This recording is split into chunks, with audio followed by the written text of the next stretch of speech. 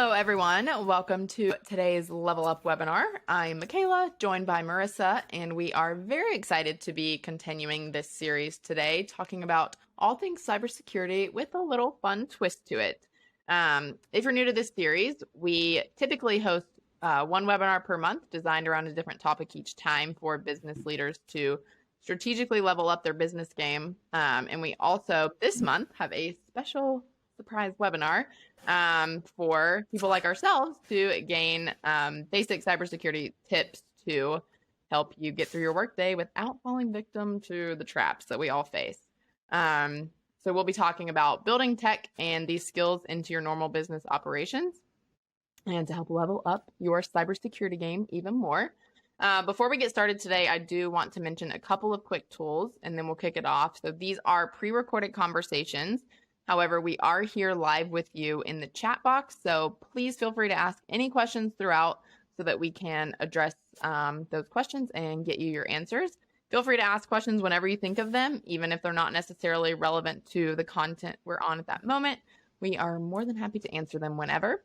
And one last thing before we get going, this webinar will be available as a recording after the fact, so you'll get a link via email with the recording that you're absolutely welcome to share with other people inside your office or your network that you think would benefit from the content.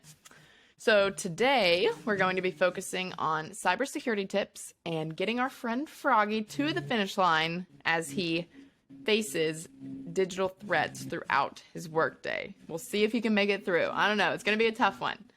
With all of that being said, though, let's get started.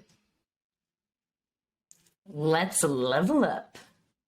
So we are going to start off talking about social engineering, and you probably have seen this play out, but you may not have known exactly what it was called. So social engineering can mean a lot of different things. It officially is referring to any malicious cyber attacks that use human interaction from people like ourselves or you to ultimately make the hacker's way into your organization. Typically, users are somehow tricked into giving up some sort of sensitive or confidential information, and we may not even realize that we've done it. And as mentioned before, it can show up in many different forms, so it can kind of be hard to spot because it can come in across all different devices, and you have to be sure that you're taking the right steps when you receive one of these or come across one of these attacks so that you feel more confident and can ultimately help protect you and your organization. So let's put our Froggy to the test. Can he determine if this is a legit email or if it's a scam?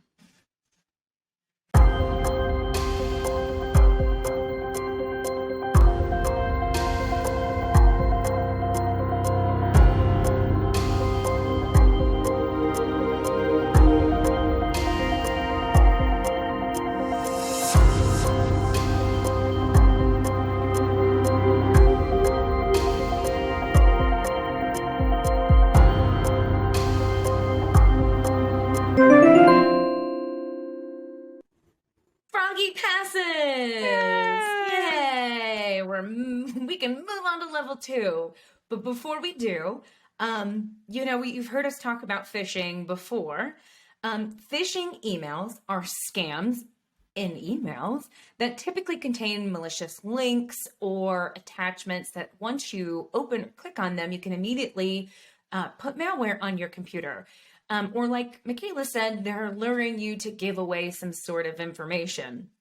So one of the key things that Froggy remembered was to check for misspellings and grammatical errors throughout the body of the email. If there's a lot of them, it's probably not legitimate. Let's see, now that we've tested it a little bit, let's see what happens on this next email. Can Froggy determine if it's real or if it's fake?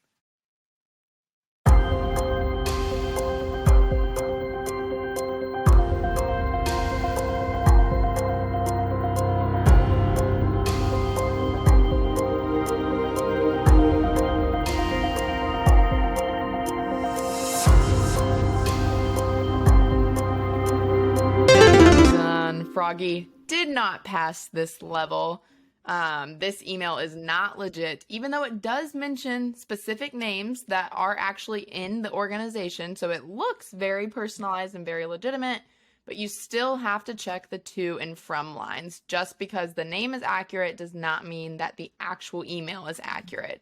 And this is an example of spear phishing. So it is essentially the same thing as phishing that we mentioned before, but taken to another level. So in these situations, cyber criminals target a very specific person within the organization, and that allows them to make the scam email much more personalized and seem much more legitimate to the receiver. When you see, oh, my boss sent me an email and it's directed to my name, this must be real. But turns out it's not.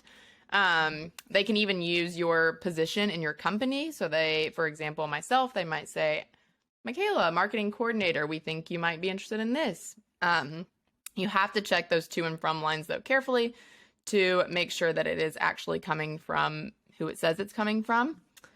Now, let's take a look at another scenario and see if Froggy can learn from his mistakes and make the right call.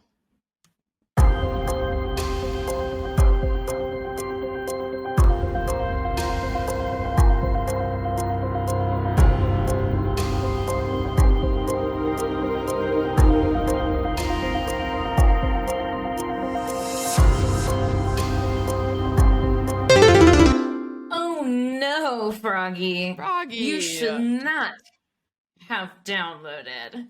This is another example of social engineering called Scareware, and it's so uniquely named because it quite literally scares you into an action.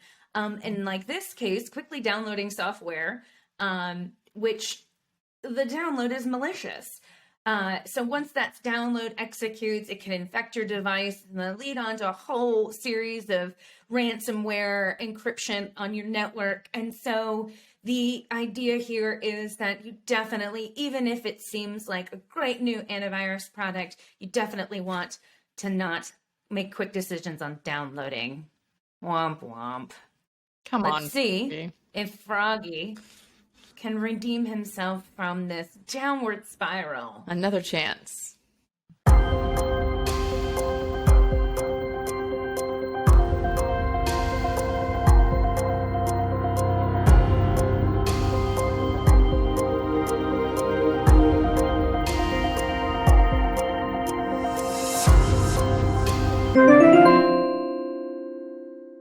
Yay! Froggy passed this time. We are learning.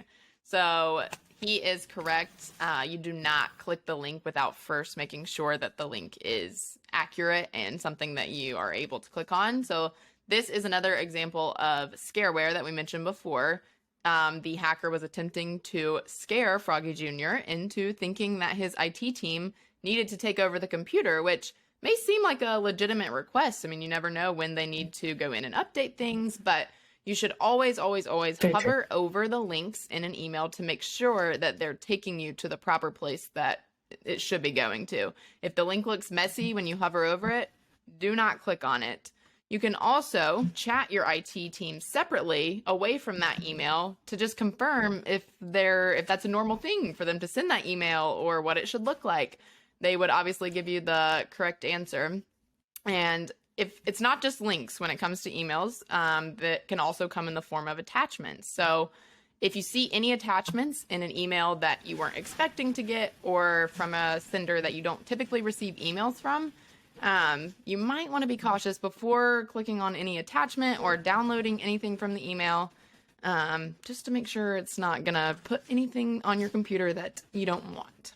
So now that Froggy thinks he's getting good at this game now, let's switch it up a little and see if he really knows what he's doing in the next scenario.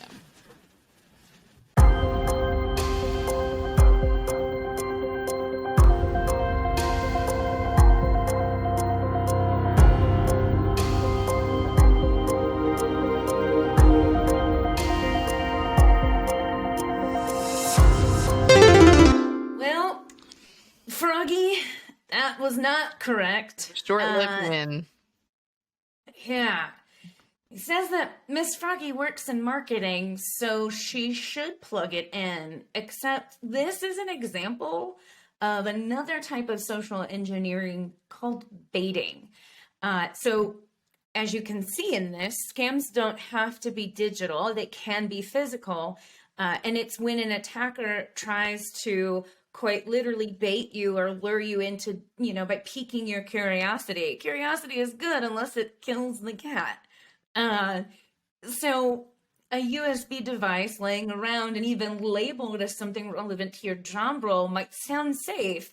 But by plugging that USB drive in, it can infect the device that you are plugging it into. So it's always important to make sure that whomever left it for you, if they didn't physically hand it to you and you know who they are and you weren't expecting it, don't just plug it in. You definitely want to check before you cause more problems than it's worth. Let's see if Froggy can come back with this next one.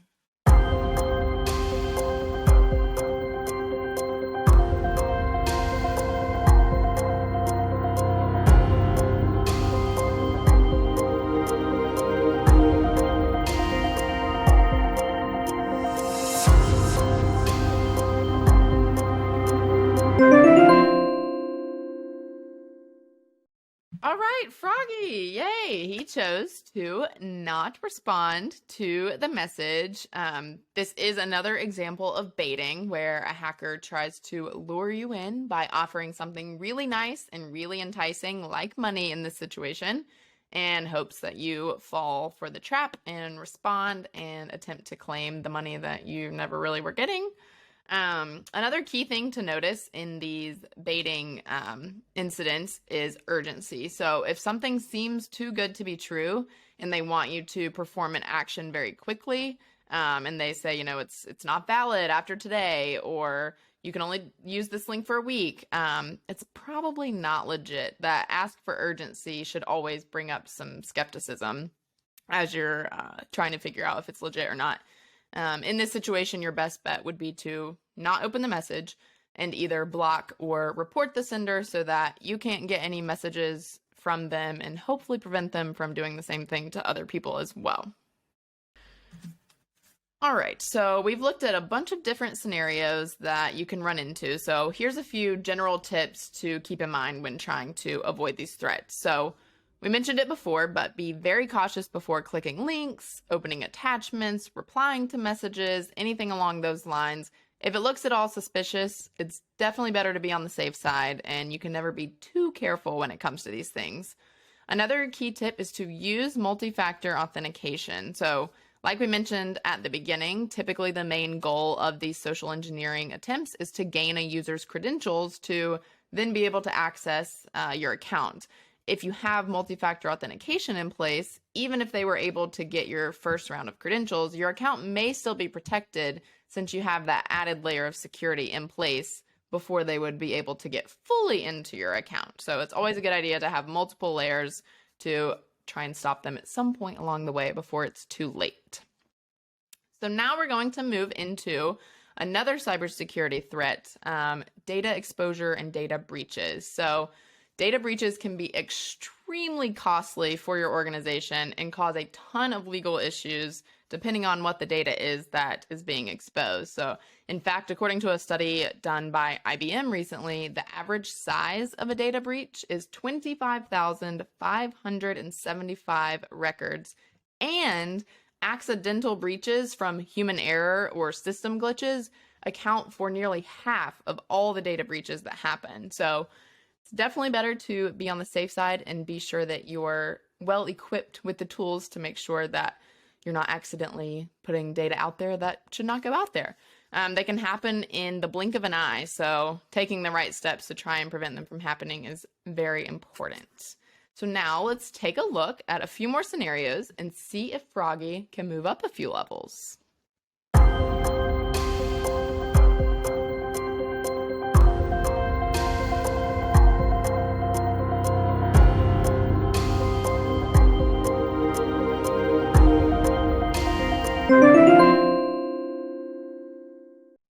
Yay! Froggy passes!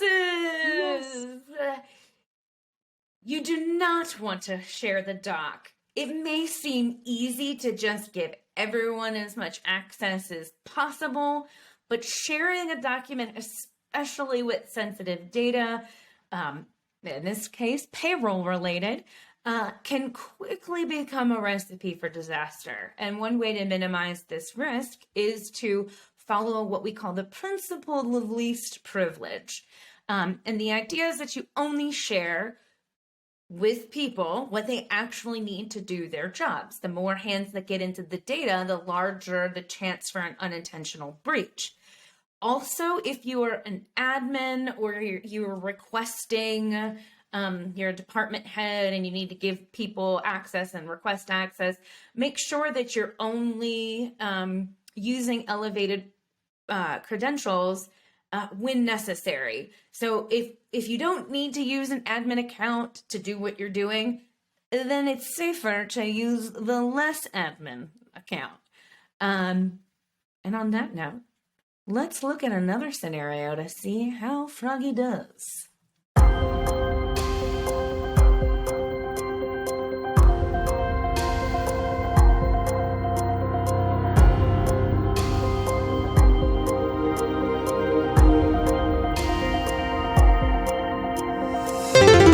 Froggy, come on. That's not okay to hit reply all, especially in the situation when you're sending confidential information about a specific employee. That should really, really only be going to the one or two or few people that need to know that information.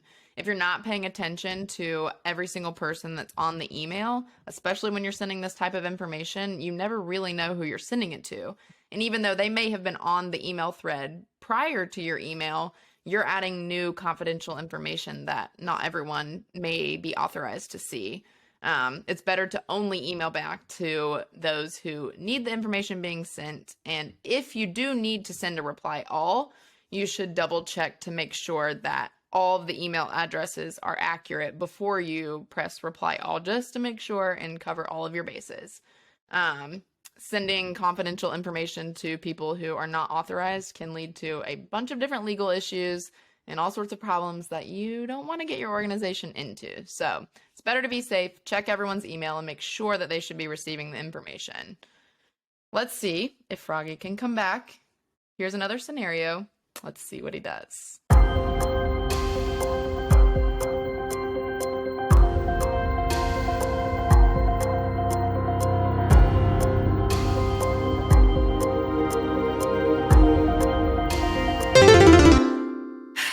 Froggy, that's not right.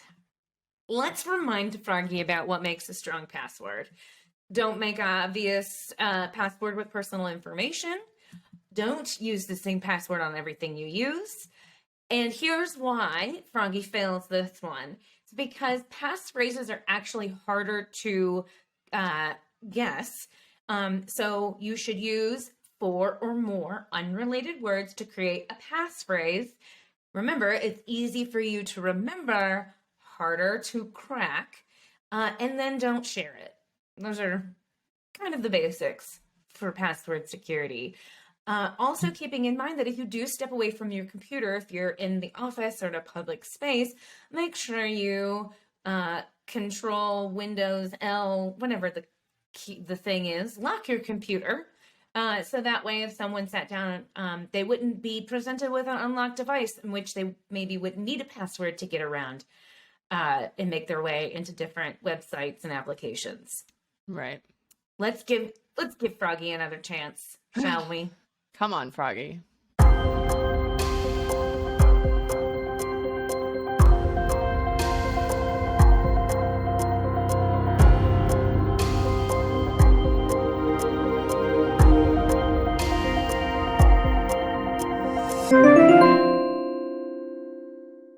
Yay, Froggy, way to go. He reminded Miss Froggy that she has to connect to VPN while using public Wi-Fi, especially if you're going to be looking at sensitive and confidential information that would be extremely harmful if a hacker was able to come in and grab that information from you. It's super nice in this hybrid work environment to be able to work at different locations, but you have to be careful when trying to connect to the internet so that you're not putting yourself and your organization at risk. Even if your sites are password protected, they're still vulnerable. They can still be traced. Using a VPN or a virtual private network helps to add a layer of security that you don't have just on a public network itself. This would allow you to use the public internet connection while creating a private network that masks your IP address, which then makes you essentially untraceable while you're using the internet. So all of those sensitive and confidential documents and information that you're looking at cannot be traced by your IP address. It's kind of like a tunnel that hides all of your online actions from potential hackers that are trying to tap in. So let's see if Froggy can make 2 in a row. Let's give him another scenario.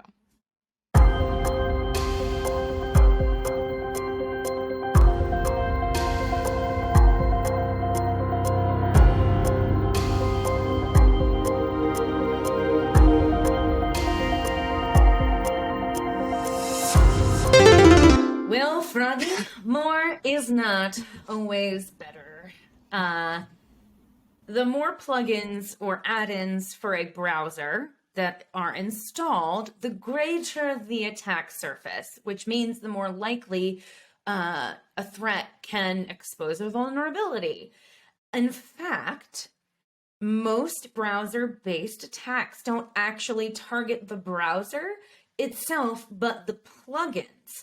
So you want to make sure that whatever plugins that you're using and that you're using discretion, you want to make sure that they are up to date. And one of there's tools out there to help you do this, and one of those is the Qualys browser check, which can make sure that any add-ins slash plugins that you have installed are up to date and aren't going to create a vulnerability. Let's check the next scenario, Frog Man. Come on, Froggy.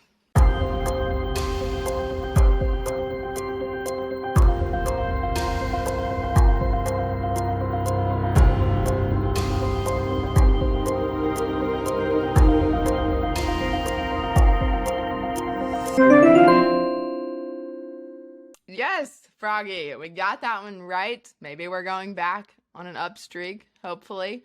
The right decision is for sure to go back and update. Keeping the latest version of all of your software is very important and one of the best ways to help secure your browser and your system.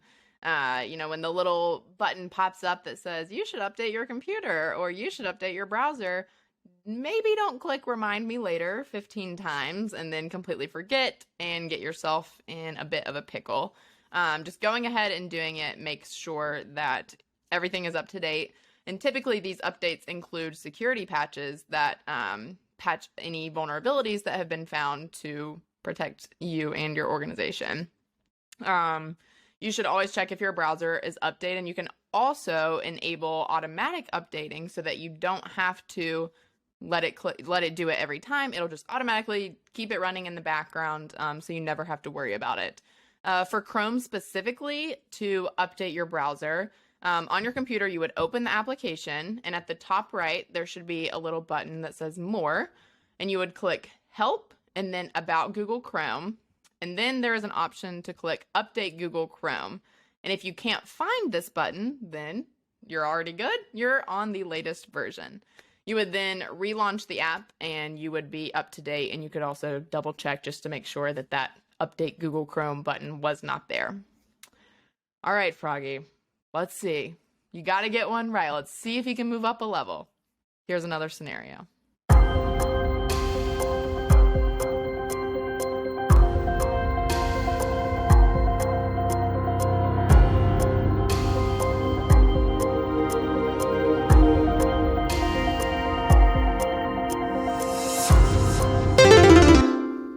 All right, Froggy. This wasn't your best showing. Downloads are good when they come from trusted, well-known websites. So if someone sends you a report go to the source of the report. Don't take it from a third party.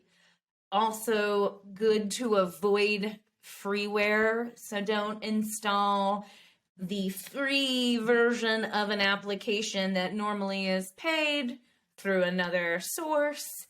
Also, if you have the option, avoid downloading and actually just bring up the file or preview the file in your browser so you're not actually installing something on your computer, because a lot of malware originates as a download. So something that's being installed on your computer in order to execute the bad thing. So if we can avoid the bad thing, we avoid the bad thing.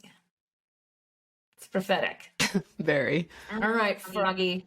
One more chance. We're going to give you another opportunity here. Here we go.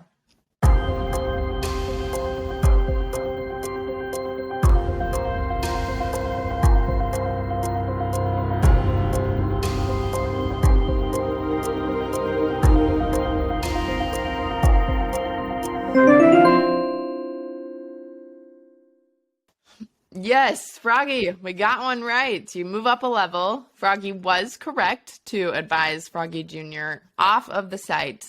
You should always check the URL. If you're kind of a little hesitant if the site is legit or not, triple check everything to make sure. So for example, if you're visiting PayPal's website, paypal.com should be the domain name, not PayPal in the domain suffix or directory structure. You have to make sure that there's no weird characters or misspellings or anything like that in the domain name as well.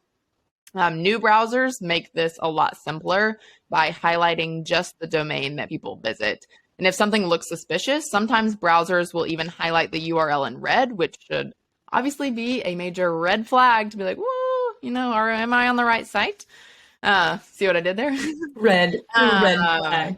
Also, you can check to make sure that the branding matches what you expected. Most of these sites you probably have visited before. And so if you get on PayPal's website, for example, and none of the colors are the same, the logo isn't the same, everything looks a little bit different, you might want to make sure that you are on the right site.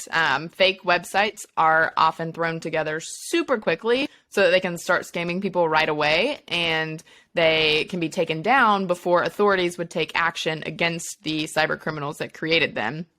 So this likely means that there are spelling errors, especially in specific brand and product names, and they may also have really poor image quality or video content. So if things just look a little fuzzy and not as professional as they should, you might want to make sure that you're on the right site. Another key thing to look for is contact information. So all legitimate companies should provide their physical address, their phone numbers, their email addresses, and any other identifying contact information directly on the site, and it should be very easy to spot. If information is missing from a site, or if it looks suspicious, or maybe you already know the email of the person you're trying to contact and the emails don't line up to what you already know is true, then that site is likely a fake and you should get off. Now, let's see. Can we make it 2 in a row? Let's give Froggy another scenario. Put him to the test.